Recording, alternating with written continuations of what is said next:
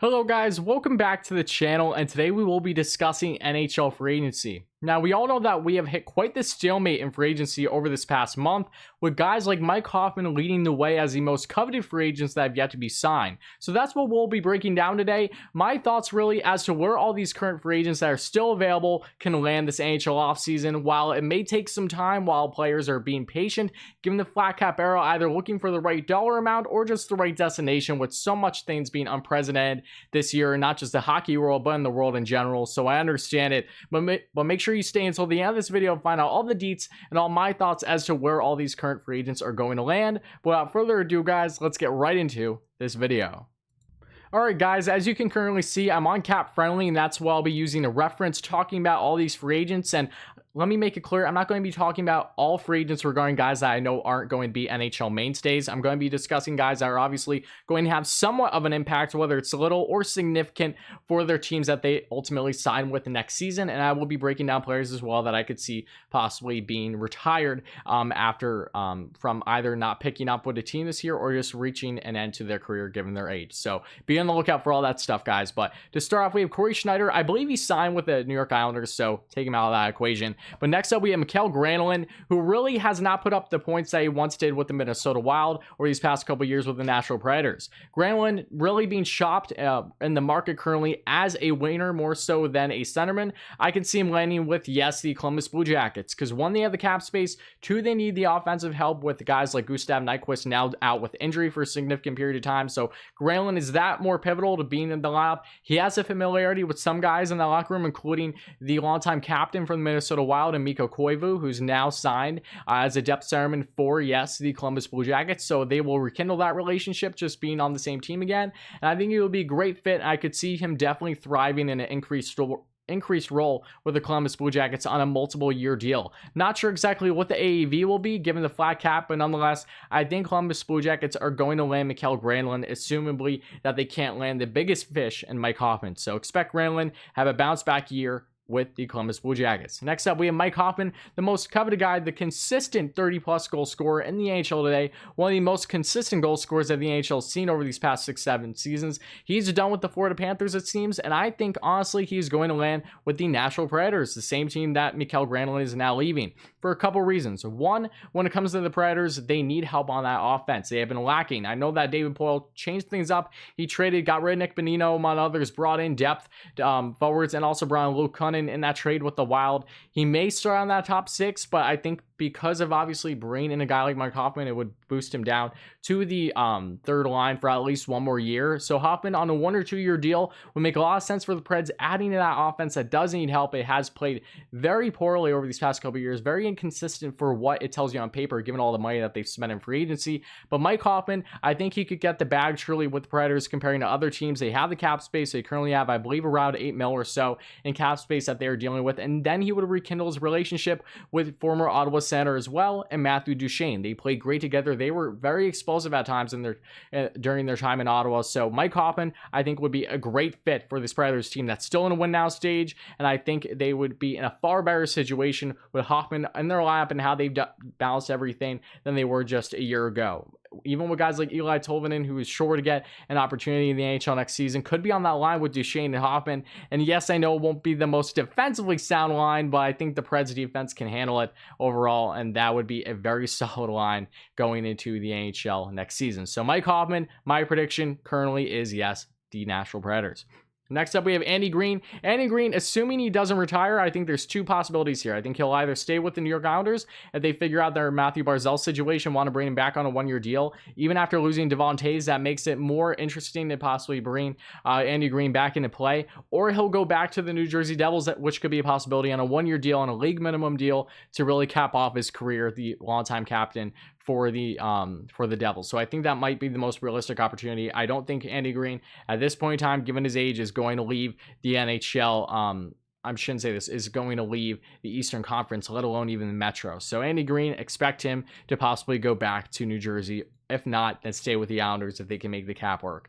Next up, we have Sami Vatanen, one of the more coveted defensemen that we'll be discussing today. I've talked about him in the past with the New York Rangers, that possibility that Mike Johnson threw out from NHL Network. I don't think it is going to happen, but it's definitely still a fair discussion to be had when you look at everything that has been going on with the Rangers as of late, but for the most part, I think that isn't going to happen. So Sami Vatanen, to me, a puck-moving defenseman that can be a power play quarterback still. It's just a matter of staying healthy. That's been the biggest issue in his career. I think he might land with the Vancouver Canucks because Elliot Friedman has thrown that out. They've been interested in going for at least one more offensively minded defenseman. Vatanen would fill that hole and would do a solid job, and something that they don't necessarily need him to bank on being crazy productive. So it's really a low-risk, high-reward situation for Vancouver on a one-year deal, probably around anywhere between $925K and 1.5 mil. It will be the remainder of the cap space more than likely, but Vatanen, he is definitely not worthy of his contract that he currently has and would be lucky really to get, in my mind, anywhere between 1 and 2 mil at this point in his career, given all the injuries he's sustained. But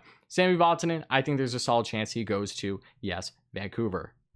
But next up now, we have Carl Soderberg, another overlooked player, if you will, in free agency, 34 years of age, put up 35 points, just under 20 goals with the Arizona Coyotes, has not lived up to that contract that he signed going into the 2015-2016 season with the Avalanche, had a real down year with them shortly after signing that deal, then left himself being traded to Arizona, and he has put up solid numbers as a top 9 centerman / winger in the NHL, especially with a depleted offense in Arizona. So Carl Soderberg would be valuable to some teams, and I think he could land on a deal with the New Jersey Devils to add depth in that top 9, whether he's playing center or if he's on the left wing, possibly with Pavel Zacha on the third line per se. Who knows, but I think that is a possibility there. So Carl Soderberg on a 1 or 2 year deal with a decent AAV. I'd probably say, if I had to guess, I'd probably say anywhere between 2.5 and 3.1 mil would make sense for him, and they have the cap space to make it work. So when it comes to Carl Soderberg, expect him to possibly go to the Metropolitan Division, and that being the New Jersey Devils. Next up, we have Craig Anderson. I think he's going to retire. Carl Alzner, won't touch on him. He's an AHL mainstay, but if any, I know there's been rumors with him with the Boston Bruins, and I'm not going to have it pulled up here because there's multiple free agent lists and given his cap situation, but now discussing Ilya Kovalchuk, if you will. Kovalchuk, we all know he had a solid time with the Habs after being bought out by the LA Kings in 22 games played last season with the Habs, had 6 goals, 7 assists for 13 points. When he was then traded to the Capitals, in 7 games played, had 4 points, including 1 goal and 3 assists. I think Ilya Kovalchuk is going to sign a 1-year deal, a league minimum deal with the Boston Bruins. Boston only has a couple million cap space, and they have to deal with their defense currently, and I'll touch on that in this video as well, along with Jake DeBrusk, who's still currently in RFA. So they're not going to have much cap space to work with, but between the injuries that have been sustained with guys like Marchand and Pasternak, I think Kovalchuk could have the opportunity to sign a 1-year deal. Is a player that Boston was interested in back at the trade deadline, really has been interested in him since he came back to the NHL. So I think that would be a solid fit for him. You're not expecting defense out of him. You really shouldn't see much of him, especially in a bottom 6 role. So I think there's a possibility of Kovalchuk playing in that top 6 with guys like, whether it's both one of, if not both of, Marchand and Pasternak to start the season. Can't go wrong if you get him on a league minimum deal, and could provide some much needed offense at times. If he is, say, paired with guys like David Krejci, who knows? I think he could definitely make some things happen. He is in the latter half of his career now. He's getting younger. He's hitting upwards of 40 before you know it. But Kovalchuk, 1-year deal, can't go wrong. So that's why I see him going to, yes, the Boston Bruins. Next up, however, we have Mikhail Frolik. Frolik, I think, is going to really be an AHL mainstay. I think his time in the AHL is done. He really hasn't provided much offense in years. It could sign a PTO somewhere, but I wouldn't expect much from him. Same thing with Justin Abdelkader. He hasn't done really much of anything since his last contract with the Red Wings. I'm a great locker room guy, but again, just the offense, the real overall play is not there at this point in time. His career is really reaching an end, at least in the NHL level. Same thing with Jonathan Ericsson. Jimmy Howard, I think, is going to retire. Travis Hamonic, a more coveted defenseman. I think the Winnipeg Jets would definitely be all in on him if they can make the cap space happen. And that's the real key situation, because they still have an RFA and Jack Roslovic. We saw that there were rumors regarding Roslovic possibly being traded a couple months ago. I think it was a couple months ago. It feels like that at this point in time. But regardless, I think Jack Roslovic, assuming he's dealt, and maybe another player that if they free up enough cap space, and maybe they deal Line A, I'm not sure, obviously, they definitely want to help that defense, and Travis Hamonic would make a lot of sense for them. So if Hamonic does stay in Canada, I think a realistic spot for them could be Winnipeg, should they be able to free up the cap space. Next up, we have Matt Bolesky, AHL mainstay. Ron Hainsey, I think, is going to retire or really just sign a PTL, if anything. Michael Grabner, one of the more interesting prospects, 32 years of age, was bought out by the Coyotes on that contract. And I think Grabner could very well land with the New York Rangers. I know I might be stretching it a bit, but as a Rangers fan too, he had his best years in New York.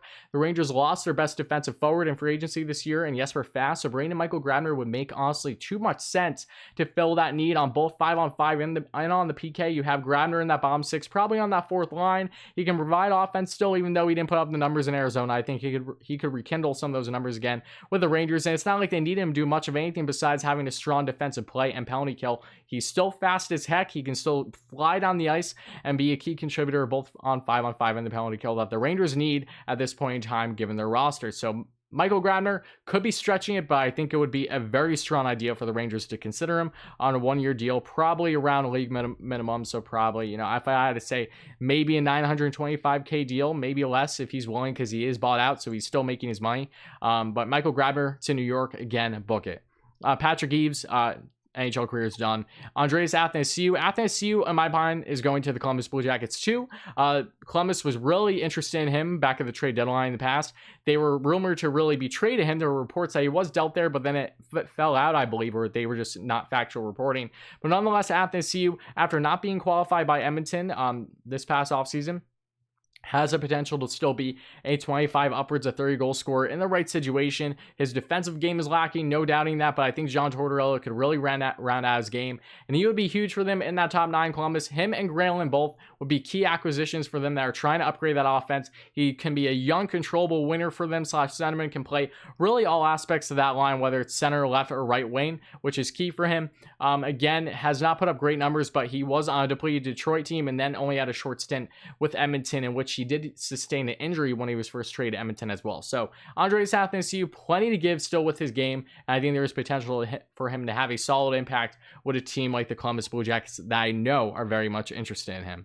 Next up, Connor Sheary, bouncing really from trade to Buffalo back to Pittsburgh at the trade deadline. Sheary, I think, is going to land in the Western Conference, and I think he's going to go to the Arizona Coyotes at just under a $1 million year deal. Coyotes having no cap space, but they just need to add some winger depth, and I think Sheary could make a good reason to sign him on a one-year deal to compete in that bottom six.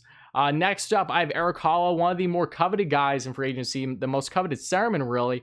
And I think he's going to go back to the Vegas Golden Knights, and here's why. Vegas, he had his best years with them when he was originally selected by them. From originally the Minnesota Wild. He has been really injury prone throughout his career, which is unfortunate because when he's not injured, he can put up the numbers. I remember last season, he was off to a great start in the beginning of the season with the Carolina Hurricanes and then just dealt with injuries again. Then was traded to the Florida Panthers along with Lucas Wallmark, and then before you know it, here he is in his NHL career. I think Vegas could get him on a one-year deal, on a league minimum deal probably. Have him in that third line, possibly as a third line center. Put Chandler Stevenson either on the right wing or put him on that fourth line and have Erik Haula cook with a guy like Alex Chuck. I think that'd be great, assuming that's how the third line would look. But Erik Haula would be really a strong fit for them after losing Paul Stastny too. You can't go wrong, and he put up his best numbers there with Vegas. So if he is interested, I have seen rumors out there, Erik Haula on at least a one-year deal.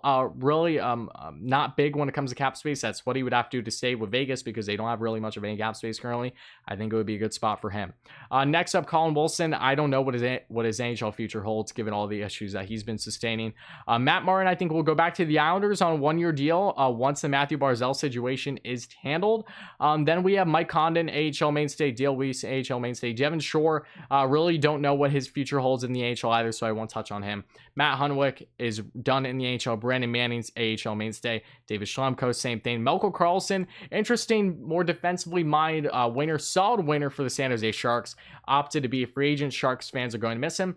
I think if the Tampa Bay Lightning can free up enough cap space, if they lose Tyler Johnson, either buyout or trade, which seems inevitable at this point, and they make a couple more deals, they can handle keeping both of their RFAs, at least in Sergachev and Sorelli, and maybe even Chernak, or at least a majority of them. Regardless, I think when they get done with their moves for this offseason, they may go after Melko Karlsson. I think Karlsson could very well take a league minimum deal, possibly, or at least just around a $1 million deal, decline his current pay to play with the Tampa Bay Lightning on that fourth line, be with guys like Barclay Goodrow in that locker room from the Sharks as well, help them compete for a cup again next year. I think he would be a really strong fit for Tampa, honestly, on that fourth line. So if they can make the cap work, then sign me up. I think Malcolm Carlson could be of interest to the Tampa Bay Lightning.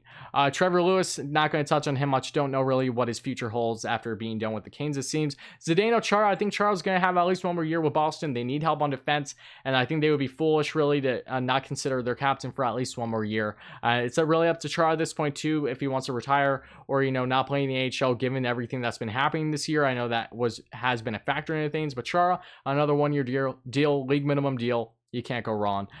Tim Schaller, really not going to touch on him much. Anthony Duclair, the guy that's representing himself. I've been a fan of Duclair throughout his entire career, back when he was playing with the Quebec Remparts and the QMJHL. Duclair has that goal scoring ability, can be a 20 plus goal scorer for you, just a matter of consistency. That's been the issue with him.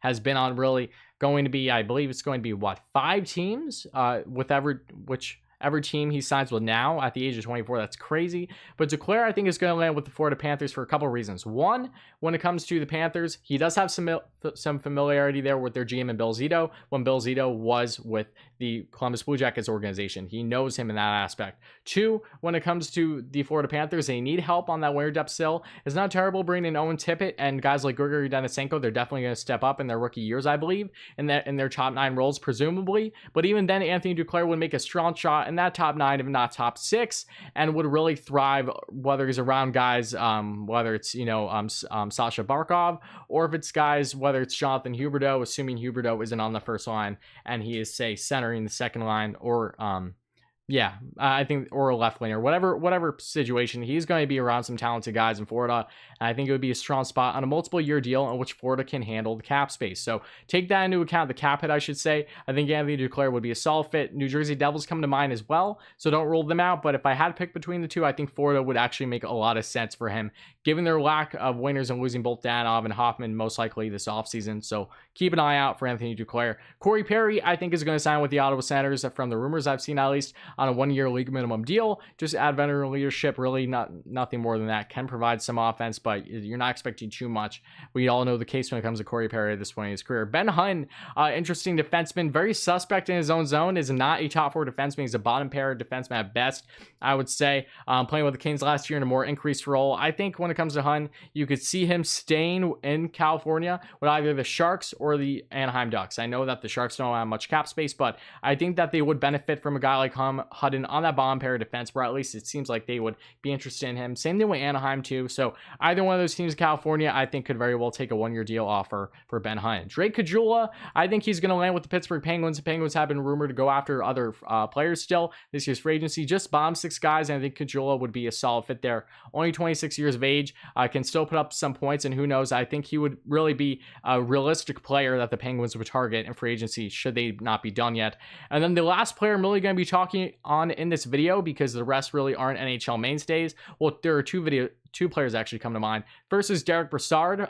Derek Brassard, brass, playing with the Islanders this past year. I think it's time the Island is done, and I think he very well could go back to the Florida Panthers, in which he was traded to just 2 years ago, I believe. That was the year he was traded 3 times, along with being traded to the Colorado Avalanche that year too. But Derek Brassard can still put up the points. Solid. I think he's definitely a bottom 6 pairing centerman / winger at this point in his career. Him with the Florida Panthers makes sense for a couple of reasons. One, the Panthers don't have center depth. They're losing Eric Haula. Their third line center as of right now is Noah Chari or a guy like Carter Verhaeghe. Derek Brassard is essentially better than both those guys with offensive production, even though Noah Chari did have, I believe, a 20-goal season last year, so that was impressive. But regardless, Brassard, either as a wing or the center, would be solid on that third line for sure for the Panthers, and a guy I would be interested in if I'm Bill Zito. And Bill Zito probably has that familiarity with him during his time in Columbus, because Zito, I think, was still part of the organization when Brassard was part of their team before he was traded to the New York Rangers. So I think he would be a solid fit on a 1 year deal for the Florida Panthers to help with that center depth. And the last guy I'll be talking about in this video today is going to be, yes, Brian Boyle. Brian Boyle, assuming he wants to play at least another year, I think he's going to go to the Washington Capitals on a 1 year deal, a league minimum deal, for a couple reasons. One, his reuniting with Henrik Lundqvist, Hank the Cane. Their time in New York Rangers, they know each other fondly. Ending off their careers kind of together would be a fun story in itself, competing for a cup next year. Brian Boyle has that veteran presence, has that leadership. He can win faceoffs. He's still solid on that fourth line.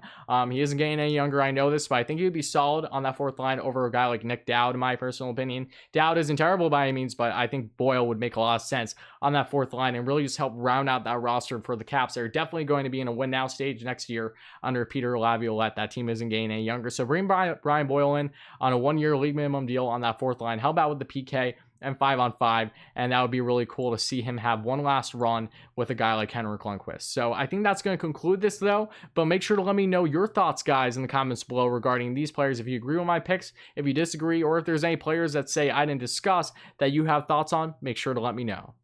But as always, guys, thank you all so much for watching. Please hit that like and subscribe button if you ended up enjoying this kind of hockey content. And let me know your thoughts in the comments below if you agree, disagree, and what kind of teams you want to see me discussing further regarding the previous videos I've been doing regarding top 10 prospects of a prospect pool. I just discussed the Habs yesterday. Make sure to check out that video. I discussed the Wild. I discussed the Ottawa Senators, the Rangers.